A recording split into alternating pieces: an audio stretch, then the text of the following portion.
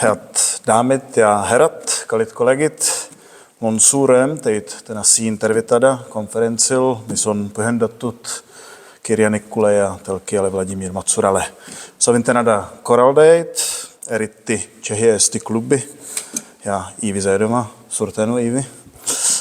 Tänan ka kõiki osalejaid ning Eesti Teaduste Akadeemiat selle tähtsa sündmusse võõrustamise eest. Täna koguneme, et meenutada ja austada Macura loomingut ning tema panust kirjandusse ja kultuuride vahelisse mõistmise.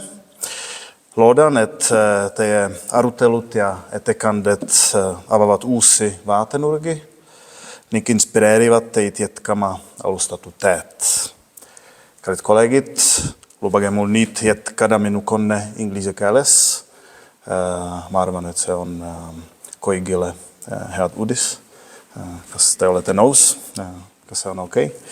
As you could just have heard, I'm not an expert in Estonian language nor literature, so I'll leave it for others to speak about Macura's literary legacy.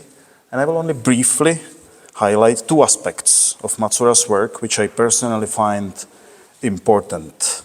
First, as a diplomat, I sincerely appreciate what Vladimír Macura did to promote friendship between Czechia and Estonia. True, he mainly focused on literature and translations, but he did so much more for relations between the Czechs and the Estonians. Some of the friendships which started thanks to him last until our days. Many of you can give a proof or confirm that. His passion for Estonia was very emotional, but it was also very logical, as he identified Estonians as a nation which was very similar to Czechs regarding their dedication to freedom and individual and political rights and cultural traditions. This was very important in the 1970s and 1980s, where our two nations jointly struggled for freedom. And this is something which is, again, very important in our times when the values of freedom and democracy are under threat.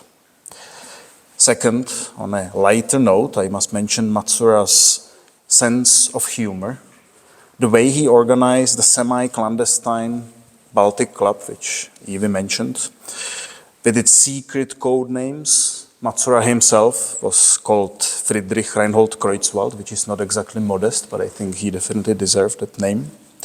The anthem, which he composed based on a Czech folk tune, and T-shirts with the inscription Tere, which I think must have greatly confused the Czechoslovak secret police in that time.